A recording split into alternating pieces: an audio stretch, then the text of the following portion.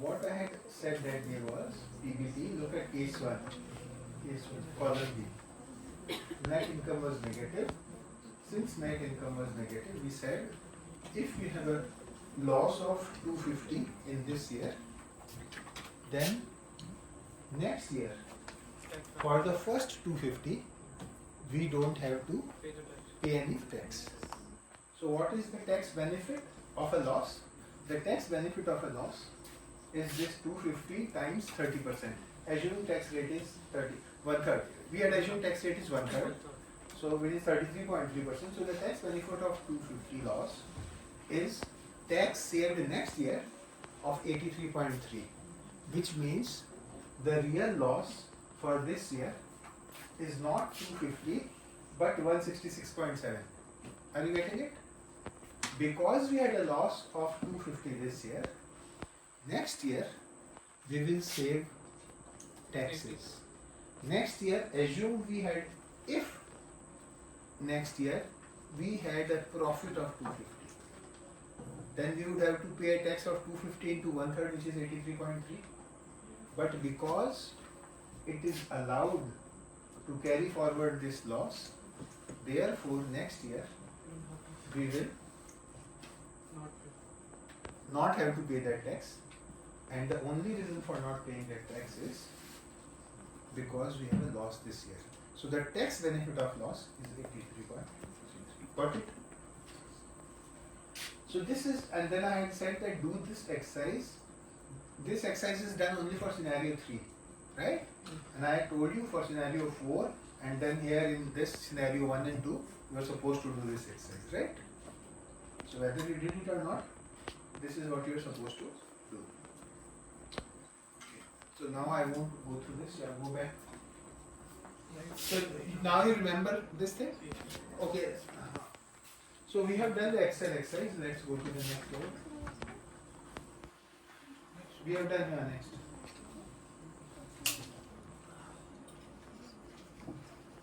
Long-term debt to total equity measures the relationship. What number is this slide?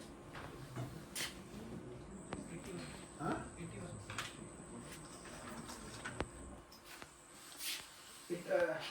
No, I won't go into every single example, but it's clear enough that long-term debt to equity is long-term liabilities or long-term debt divided by equity, which is net worth. Equity and net worth are the same, right? And this is just an example that long-term debt is 90/80, equity is 135/110. Long-term debt to equity is how much? In this case 90/135, in that case 80/110. So which is 66% in 2007 and 72% in 2006.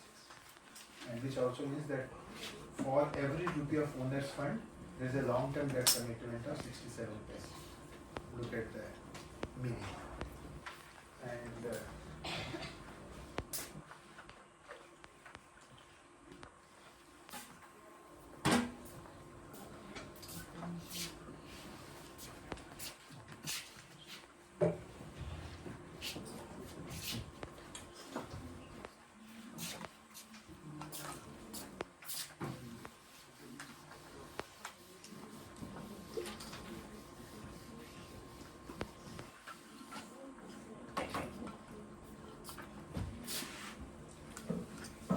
so I am not going too much into this slide because lots of things are coming up.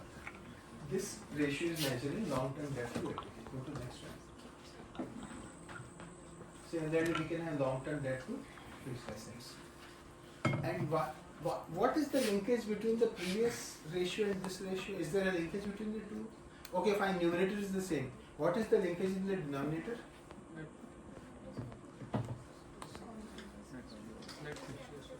Yeah? That is Equity. this is fixed assets. And what is the linkage between the two? Go back to day 1. Accounting equations. Assets equal to liabilities plus equity. Assets equal to liabilities plus equity. Right? So, if you take equity is nothing but assets minus liabilities. Are you seeing that? So, they are linked, right?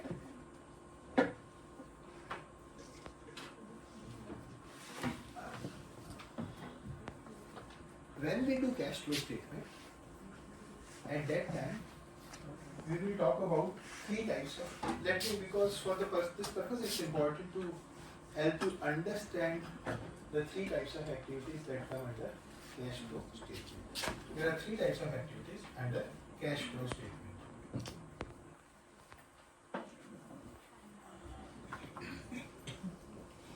One is operating activities, so cash flow from operations, or cash flow from operating activities. Second is investing activities.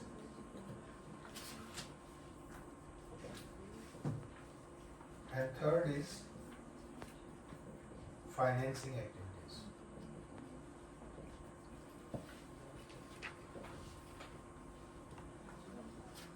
What are the three types of activities that have to be mentioned in cash flow statement?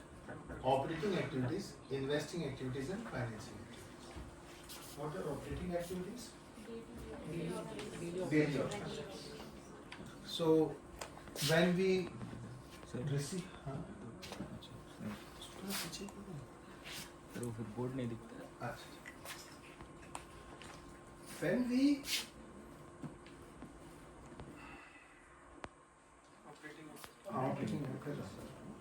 so when we sell goods, when we buy goods, right?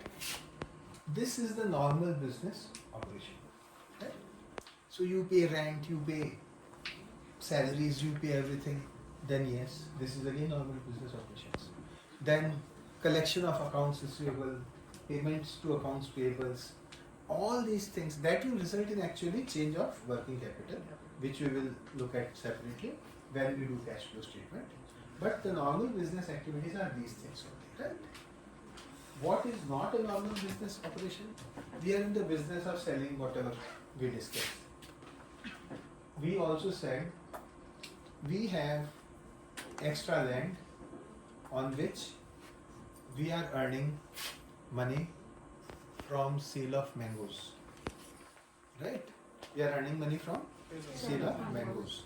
Is that an operating activity? No. We also said we had some spare cash, so we invested the spare cash. We invested the spare cash in shares of Infosys, and on those shares of Infosys we got dividend. Is that our normal business operation to earn money on Infosys dividend? So he said these are non-operating items, right? This was operating activities is clear. What is operating activity? Financing activities. We will first do financing activity, then we will do investing activities. You are starting a new business. You are starting a new business. You need 100 crores. This 100 crores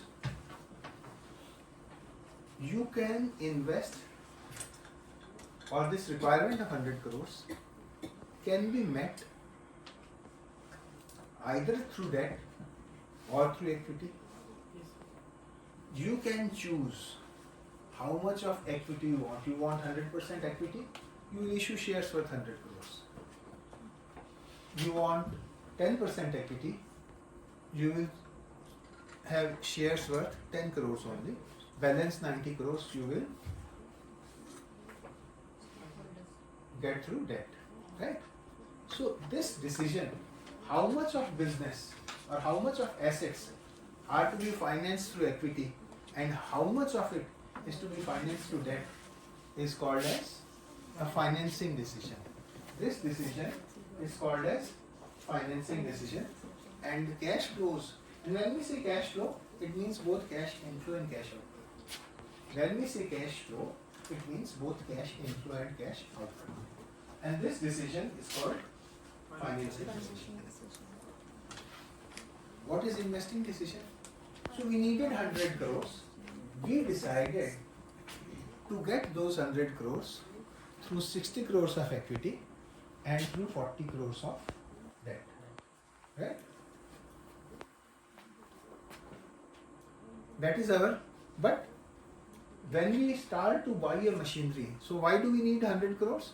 Because we need 90 crores for investments in business, such as we need to buy land, building, machinery, furniture, fixtures, chairs, table, equipment, lots of other equipments.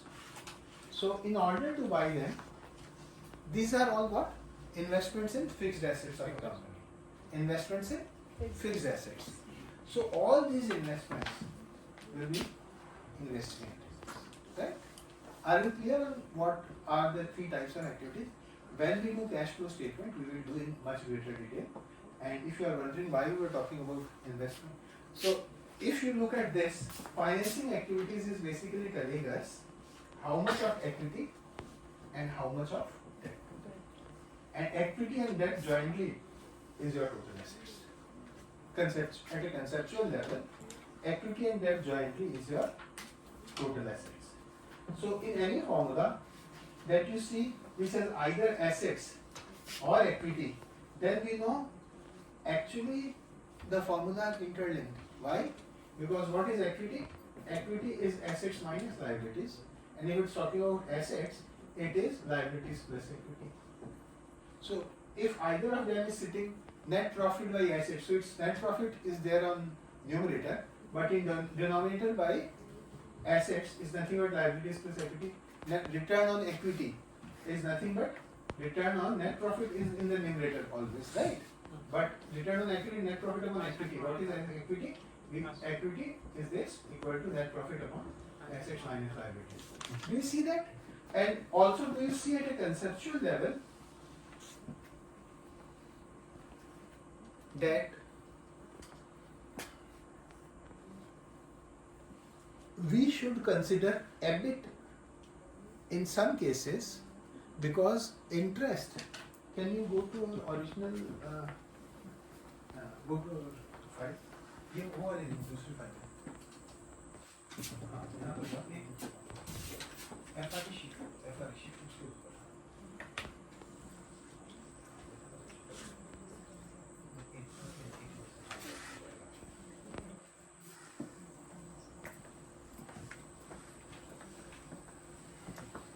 Let's look at column B and column A. This is something that you already have, but just to remind, we have already mentioned it.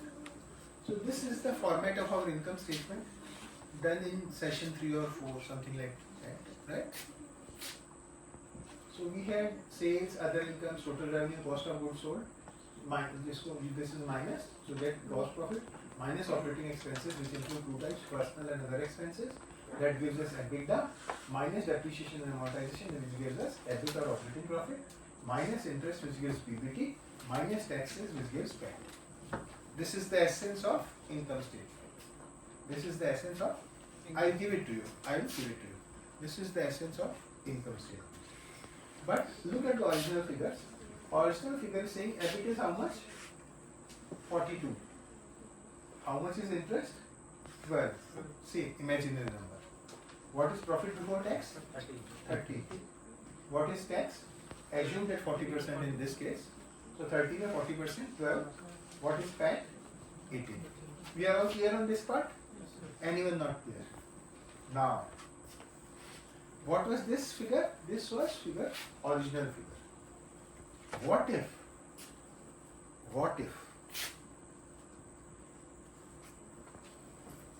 Look at this financing decision.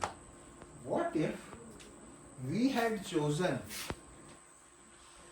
to, for our 100 crore investment, not to take a single rupee of debt, and only to take 100 crores of equity. 100 crores of equity, not a penny of debt. Right? 100 crores of equity. Then what would have happened? So this column is saying figures assuming no interest. When you buy, I go to Divya and I say, I want to buy this land, building and machinery worth 90 crores from you. Does she care how you have financed your business, whether you have financed your business with equity or debt? She is only saying you have 90 crores in your pocket. If you have, Here is land, building and equipment. Are you getting what I am saying? So in terms of investing, it does not matter how it was financed. In terms of investing, it does not matter how it was financed. And if there was no debt, then entire thing was equity. If there was no debt, then entire thing was financed through equity. So if we had chosen to finance our business only through equity and not through debt, how would it look like? Operating profit 42, same, nothing changes above. Interest, how much is interest now? Zero debt. Zero debt.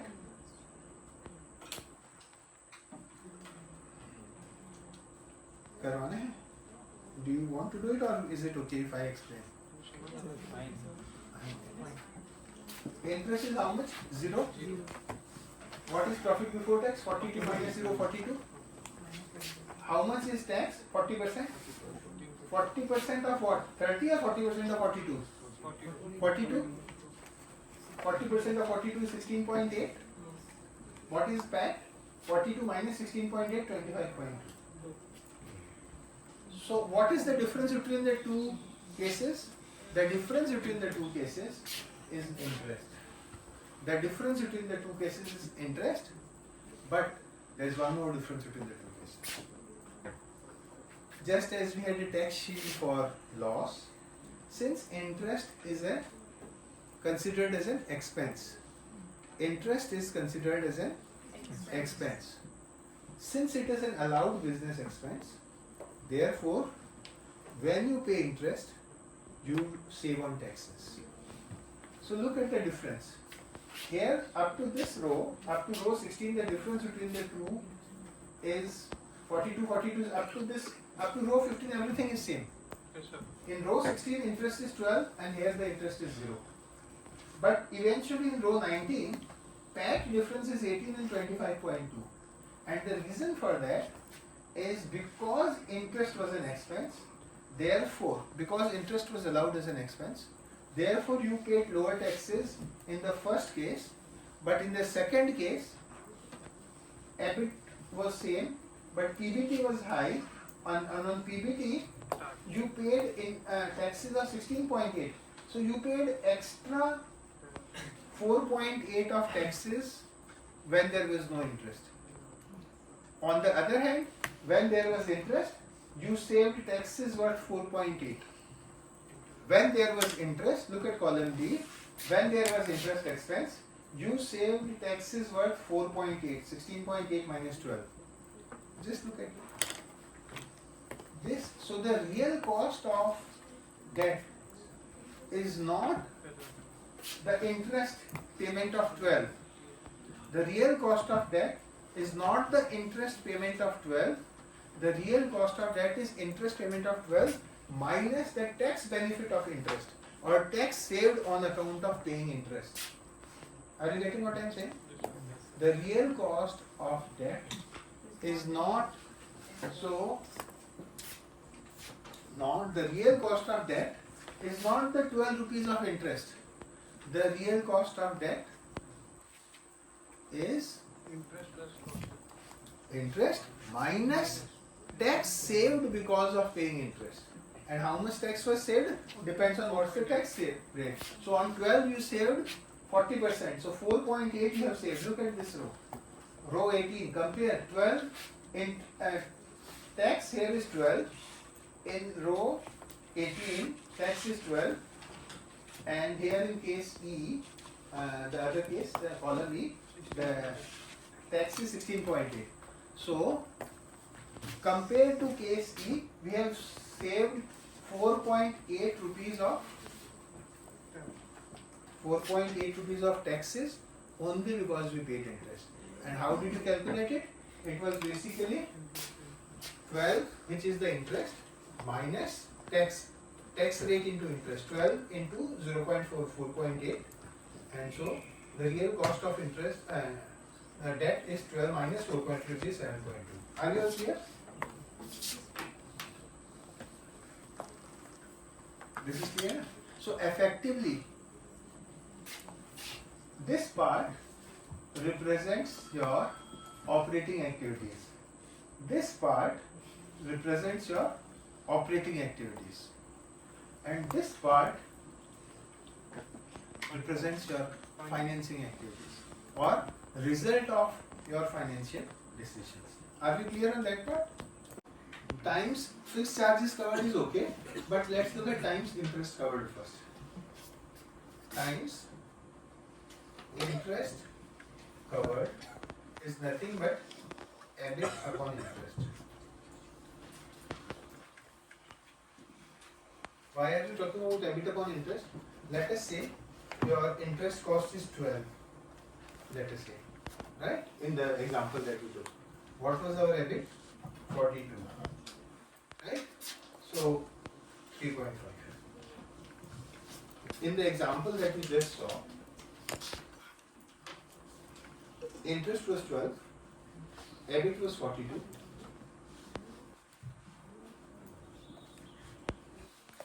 EBIT is 3.5 times more than interest.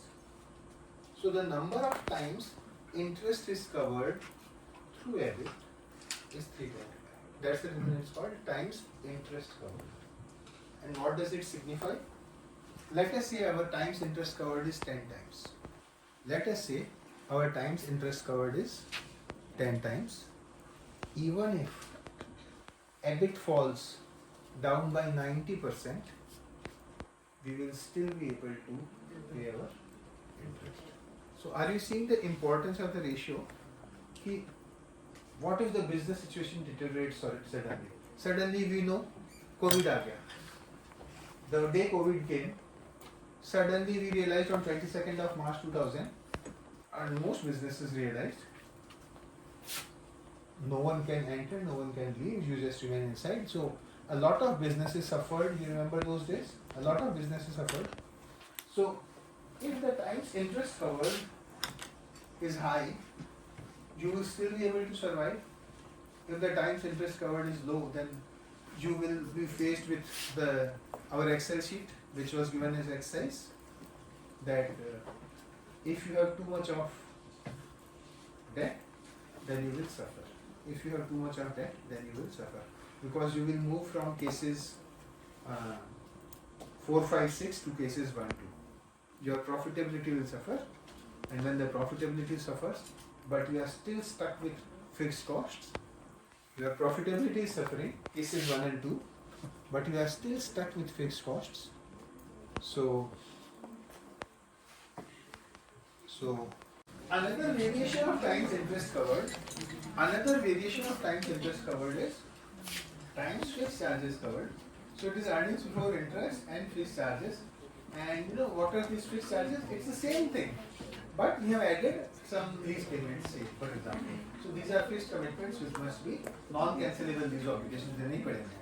So you can't walk out of it, right? So this is again very, very similar to what I just explained as times interest covered, right? So let's move forward. Gearing I have already explained through that our Excel file, which you have already seen. So we move forward. This I have already explained just now. When I was talking about financing decisions and operating decisions, I have already explained this. Next.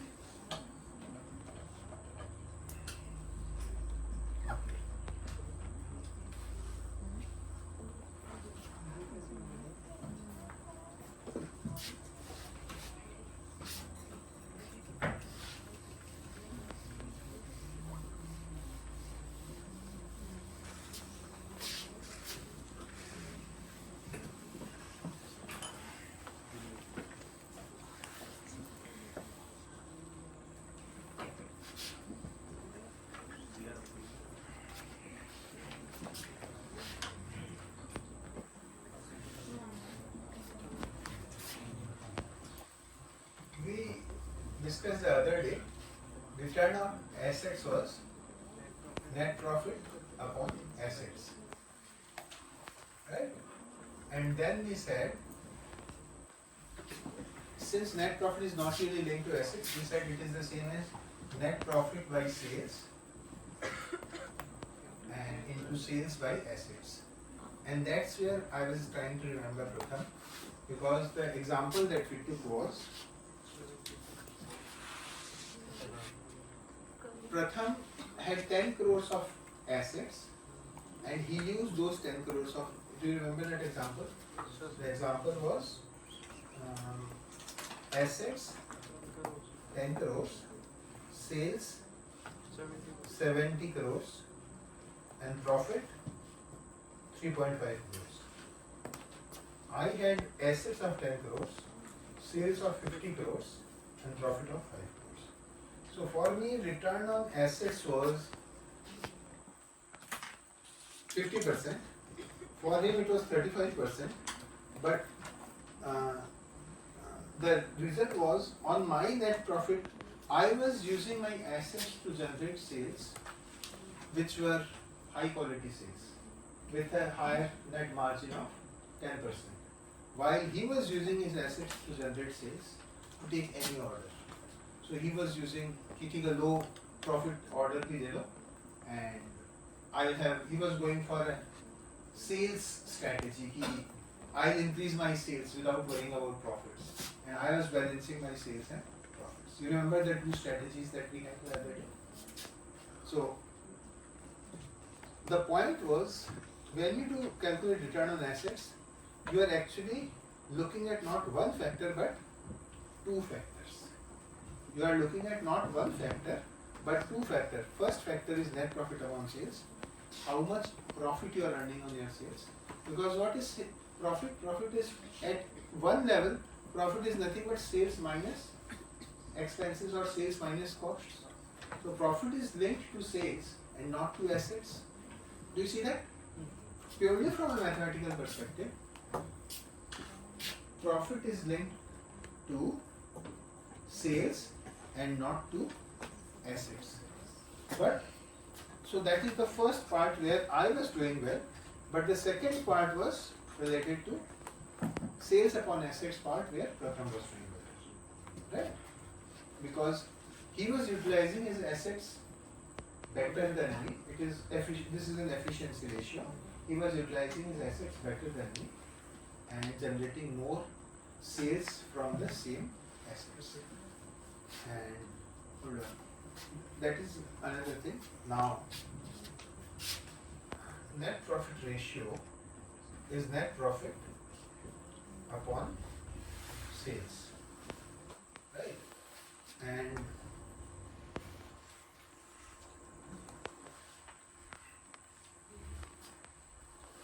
there's a concept, I'll come to it, there's a concept called as return on capital employed. So here we will look at return upon total capital employed.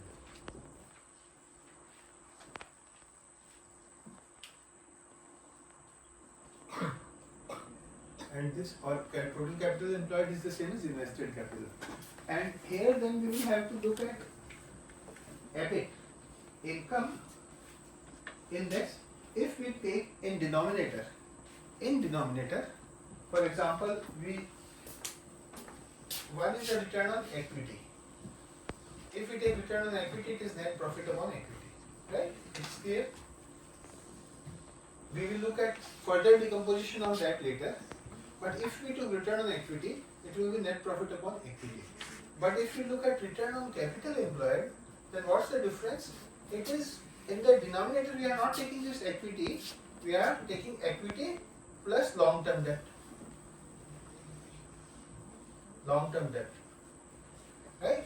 And if you are taking equity plus long-term debt in the denominator, then in the numerator, if we have to find out how much return did we make on our capital employed, then in the numerator we should take EBIT.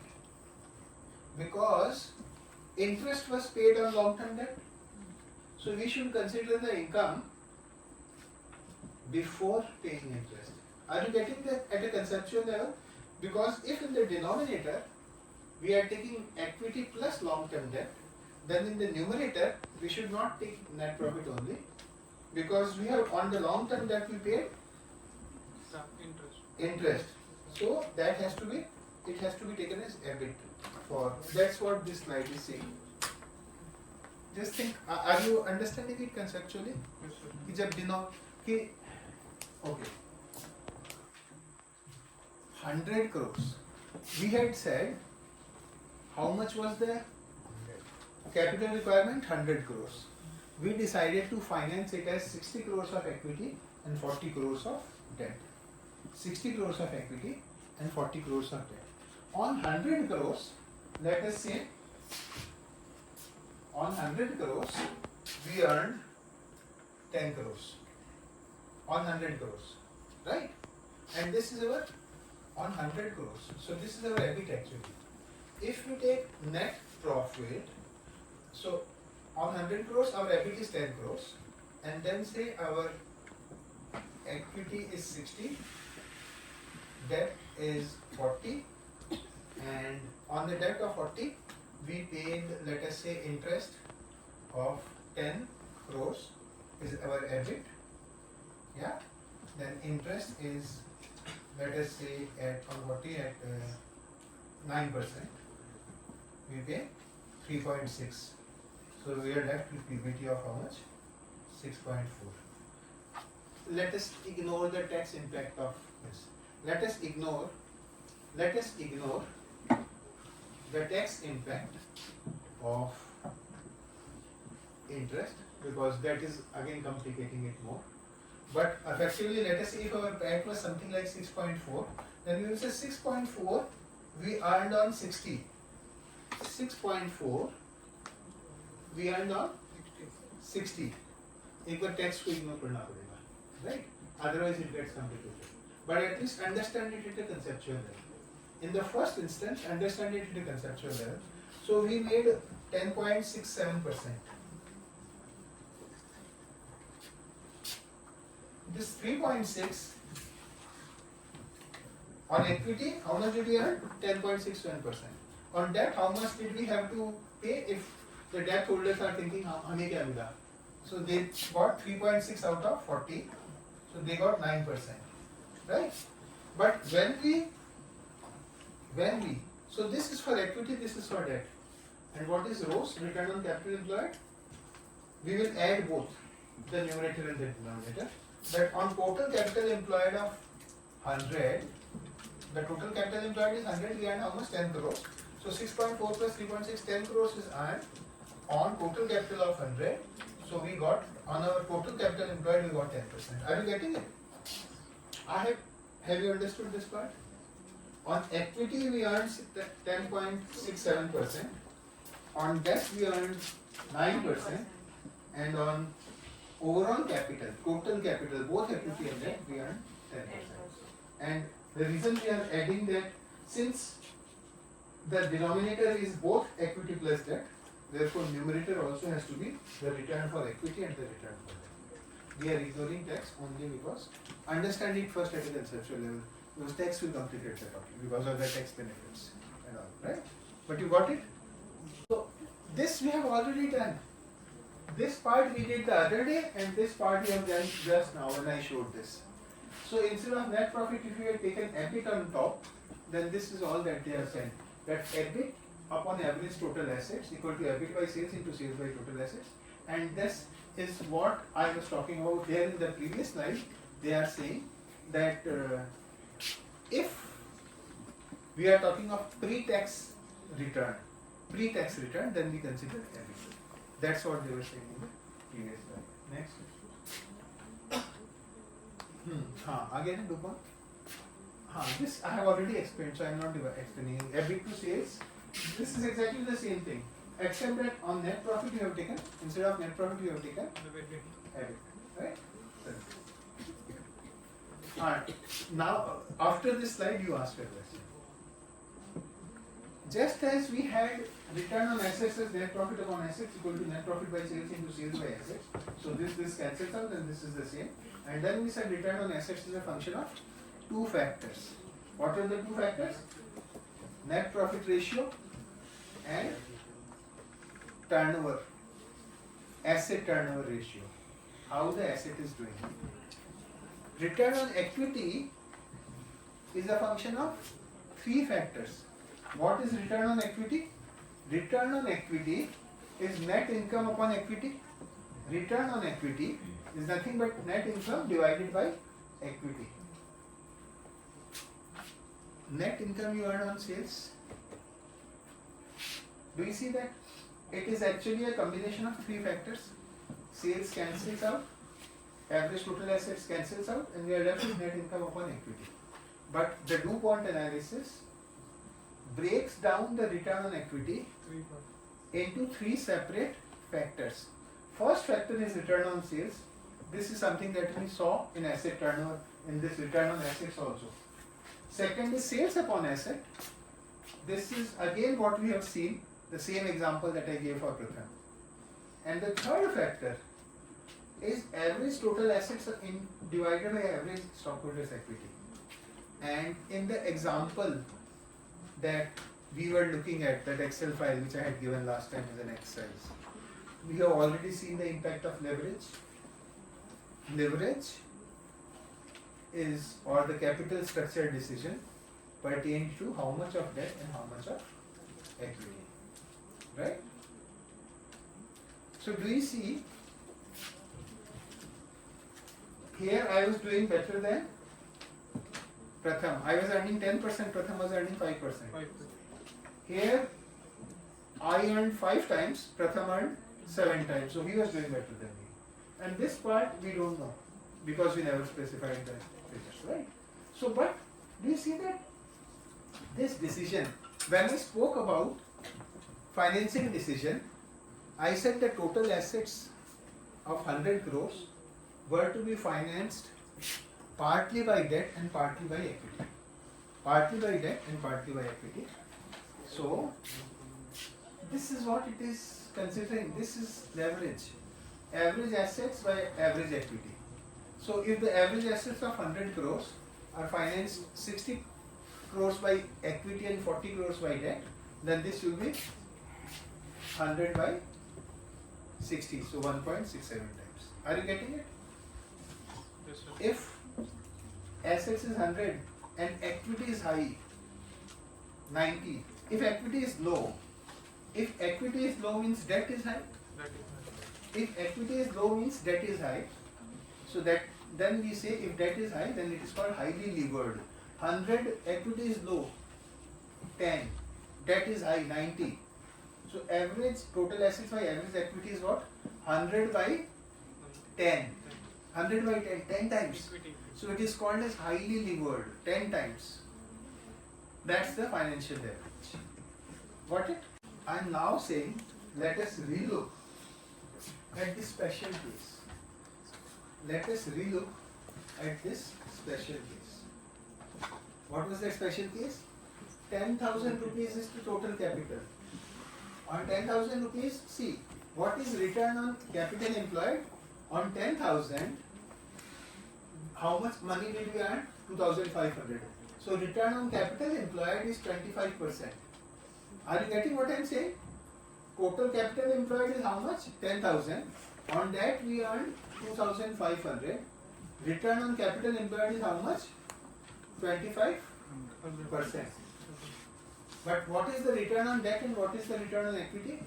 In this particular case, out of 10,000, we had financed it as 9990 through debt and 10 rupees through equity as one share of 10 rupees.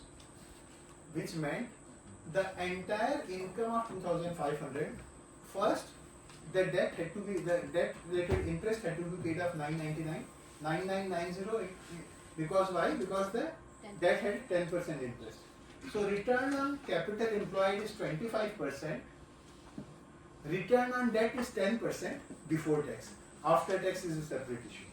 So return on debt is 10%. You can see that, right? And what is the return on equity? On an equity of 10 rupees, how much did we earn? 1,501. So the return on equity for one share, EPS is 1501, and on 10 rupees we earned 1501 150 times. 150 times we have earned. 150 times is how much? 150 के बाद 215,000%. How much? 15,000%. Are you seeing that what I'm saying? On 10 rupees you earned 1500. On 100 rupees you will earn 15,000. Are you getting it? So the return on equity is 15,000%, and the only reason for that is we are sitting in case 6. We are sitting in case 6, which is a very favorable economic situation. Very favorable economic situation. 25% return on capital employed. The same people, let us look at case 1. Same set of situation. You have done financing like that. Let's look at case 1. Operating income is 0. Return on capital employed is 0. On capital employed, return is 0. But on debt, 9990, do you have to pay interest on debt? You have, yes, you have to pay. Profit नहीं है तो क्या हुआ? Case ये है, I'm saying if this is the case, operating case 1 में और ये होगा, ये, not that. ठीक है? So income आ गया 0, interest is 999, net income is minus 999, and number of shares is 1, and EPS is minus 999 per share. So on 10 rupees you have lost how much? 999 rupees. On 100 rupees you have lost 9990. So 10,000% loss. Are you getting what I am saying? So only because we are sitting in a positive scenario, case 6 was very good business situation, case 1 was bad business situation, case 1 was bad business situation, case 6 was best business situation, everything was somewhere in the middle. And in this case, when you have too much of debt, we have too much of debt. If you have too much of debt, then you have too much of interest cost, 999. If your operating income is able to cover that, if your operating income is able to cover that, then you are okay. But if your operating income is not able to cover, if the operating income is not 2,500 but 0, you are bankrupt. Do you see now, in the extreme case, how things will fluctuate? Here we have EPS of 1501 in case 6. For this one, for case 6, EPS is 1501. But for case 1, EPS is minus 999. And for these, look at this, 100% equity.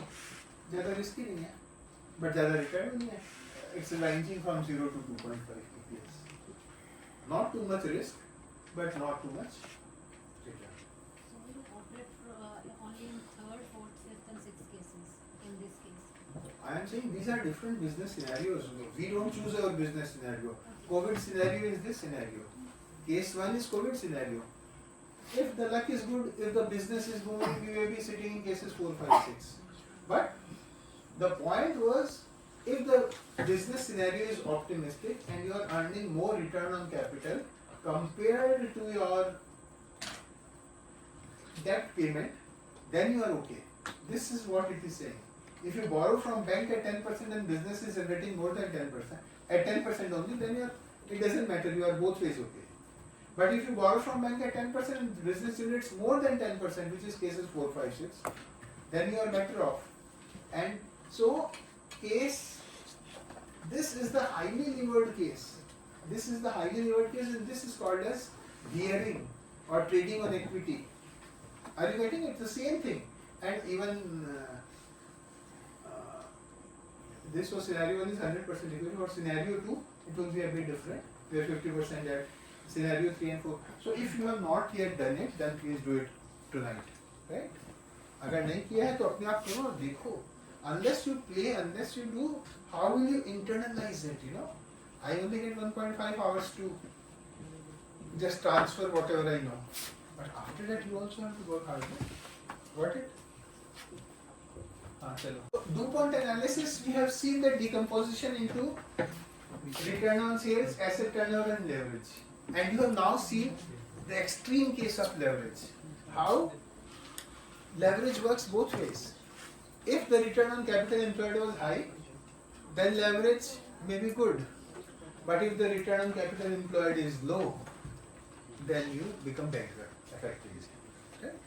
Next.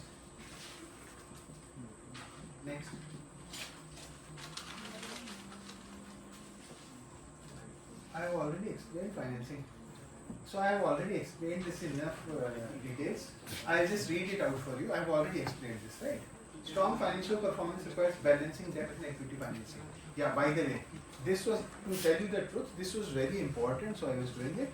But otherwise, this is part of how to balance debt and equity is not even part of this course. How to balance debt and equity is part of your financial management course in term 3. So let me leave something for your other professors, right?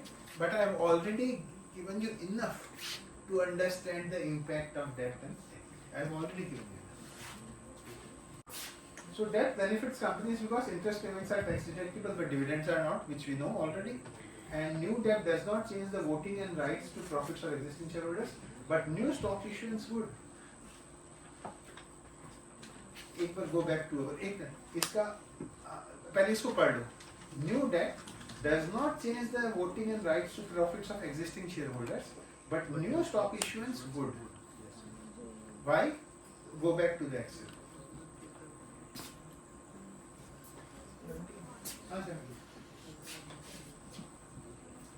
Let's look at this.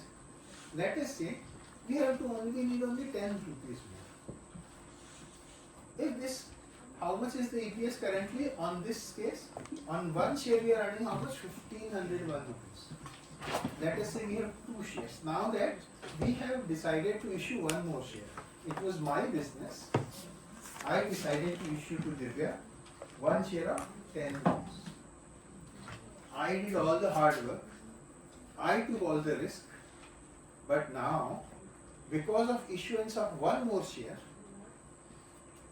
what is the net income? 1501 to be divided by 2 shares. So EPS earlier was 1501, which I was enjoying, but now my EPS has gone down from 1501 to 750.5. Are you all together? So issuance of fresh capital means the profits will be shared by all the equity holders. And in this is like the worst case where you can see how issuance of one extra share is impacting my profitability. So she is getting free benefit of out of all the risks that I have taken. Are you seeing that? Risks मैंने ली, bankrupt होता मैं होता, but when it comes to getting the fruits, she is enjoying. Why? Because we issued more. So let's go back to our slide, and then you see what new debt does not change the voting and rights to profits of existing shareholders, but new stock issuance would. One extra share, I had one share, I give one share to her. Now she is a 50% partner, and my EPS has gone down from 1501 to 750. You see that? So issuance of new stock will change the sharing of profits. I took all the risk, but she is now getting all the benefits. You got it now? Next.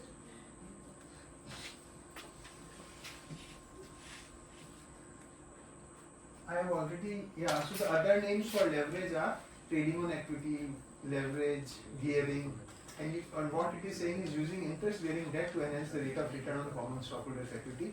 And the biggest example of that we have already seen when we said that out of 10,000 capital, only 10 rupees is equity and 990 is debt. And this is what it is saying, and this is what it is. Using interest bearing debt to enhance the rate of return on common stockholders' equity.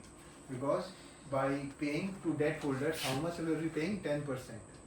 What was my income? EBIT was 2,500. How much did I pay? 999. How much was left for me? 1,501. So, because of that, I am utilizing the power of leverage to earn massive return for my equity shareholders. You saw that? Even someone like Divya is benefiting out of it. Right?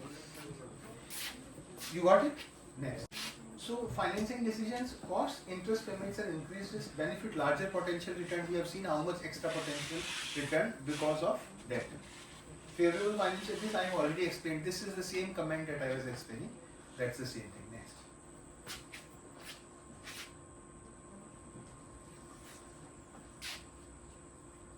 When the company is unable to earn the interest rate on money borrowed, it may be forced into bankruptcy. This is that case 1. zero interest, zero. You got it? अभी बताया था ना?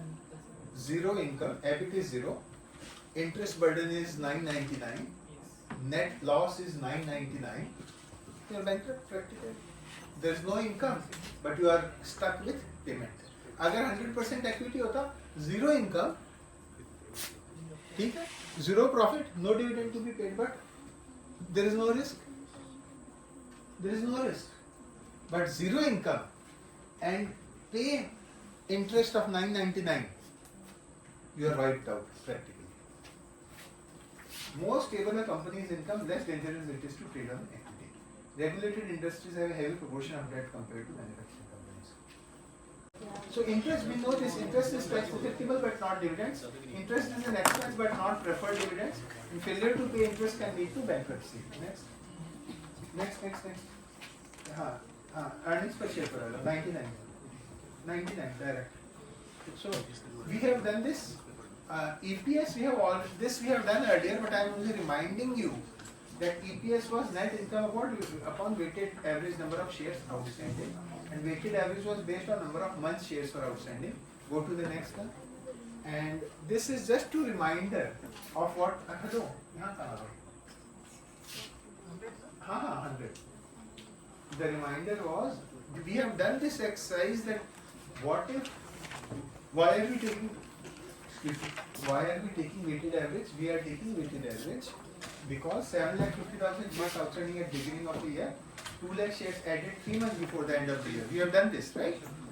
So we said, what is the weighted average number of shares? Weighted average number of shares is 8 lakh. Therefore, we divide by this weighted average to arrive at our, right? Next. Then we have done basic EPS. Now the question is, what is diluted EPS? We have done basic EPS. Hello, the question is, what is diluted EPS? Diluted EPS means EPS that is adjusted for weighted average shares outstanding as if shares were increased. Look at the assumption, as if, look at the keyword, as if shares were increased. And shares were increased because of what? Shares were increased because of, one is exercise of stock options, and second is conversion of convertible debt or equity into equity. What can be an example of convertible debt? Exercise of stock options you already know. Very often they give stock options to senior employees saying you will be issued 1 lakh shares, 2 lakh shares, 10 lakh shares, all those things, right? After working for 2 or 3 years. So these are options which get converted into shares on fulfillment of some conditions such as working for 2 or 3 years. That's the exercise of stock options. What is convertible debt or equity? Coming back, so increase due to exercise next. See, I always have to maintain parity between section C and D. Understand my problem because otherwise गड़बड़ हो जाता है for me. So next, only 5-6. फटाफट हो जाएगा. Trust me, it will be very fast. Next. हाँ देखो, hold on. So इसको छोड़ दो, next पर आओ. हाँ ये ठीक है. Now let us look. Hello. Let us look at this. Is very simple. See, basic you already know. Look at this. Convertible preferred stock at 5%, 100 per each share convertible into 2 common shares. We have preference shares to be converted into 2 common shares. 1 lakh shares to be converted, 1 lakh preference shares which will get converted, let us say after 5 years, into 2 lakh equity shares. And average common shares outstanding, common is equity, how much? 10 lakhs. So how do you compute the, look fast. Basic EPS is net income of 1050. Preferred dividends is how much? 100 में 5%, 1 lakh में we have to pay 5 per 100, so 5 lakh. So net income available to equity shareholders is how much? 10 lakh. And what is the number of common shares? 10 lakhs. So we are getting 10 million by 1 million. So we are getting 10 rupees, right? Next. But this is basic. Now let us look at diluted. Basic we already know. Diluted, what did we say? We said we will assume that preference shares are not preference shares but equity shares. We will assume. If we assume that preference shares are not preference shares but equity shares, then first thing, how much was the net income? 10.5. When we assume that preference shares are equity shares, then do we have to pay preference dividend? No. So no preference dividend. How much is the money available to equity shares? 10.5. And how many equity shareholders do we have now? 10 lakh of equity shares plus 2 lakh of preference shares. So we have 12 lakhs. So the diluted EPS is 8.75. Did you all get it? So all that we are saying is we will assume that preference shares are not preference shares but equity shares. Right? Next. So this ये हो गया. I am skipping this slide. छोड़ दो इसको. Next आ जाओ. So okay, इतना सही बोलना था कि there are 4 possible situations. A business can have positive income, positive cash flows. Can have negative income, positive cash flows. Can have positive income and negative cash flows and negative of both. 1 is always good. 4 is always bad. What is the example of 3? Real estate companies. You might have seen real estate companies struggling for cash. So they are having income as per books. Books is showing they are having income, but they are struggling for cash. Next. हो गया. Next चलो. चलो next. 109 पर आओ. So just the final 3 or 4 minutes, and then we are done. So what is it that we are saying in this? We are saying that we have to consider irregular items also when analyzing a company. When analyzing ratios or when analyzing a company, we have to consider irregular items also. What are irregular items? These are 4 examples of irregular items. Non-recurring items, extraordinary items, discontinued operations and changes in accounting principle. I will come to this. Extraordinary item, for example, earthquake aa gaya. Because of earthquake, my profit is 100 crore, but earthquake losses are 70 crores. My net profit is 30 crores. So next year, do I expect to earn 100 crores or do I expect to earn 30 crores? 100 crores. Because earthquake will not keep coming every year, right? So that is an extraordinary item. Discontinued operations is I have 5 divisions. Divisions A, B, C, D, E. At times, I may have a division which is making massive losses. If this division is making massive losses, then उसको shut down कर दिया, right?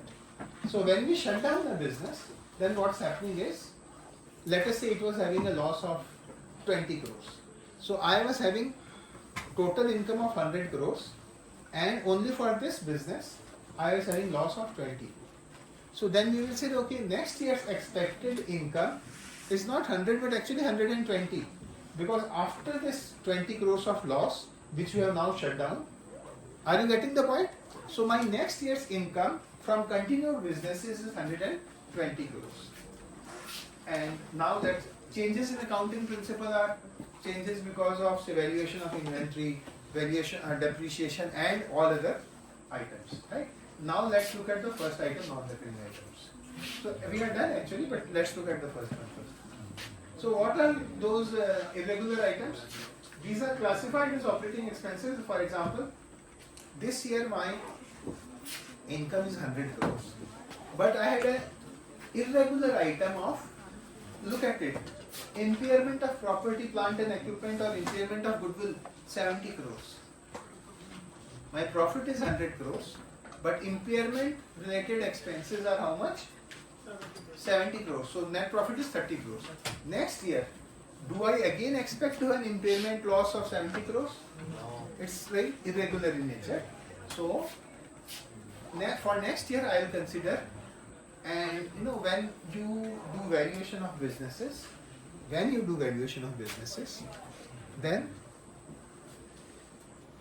you take future cash flows into consideration. And which is, you will look at when you are valuing now, 25, March 25, March 26, March 27, March 28, March 29, March 30. You go up to at least 10 years, and then you consider some terminal value of businesses, right? And what is another example of irregular item? Restructuring charges.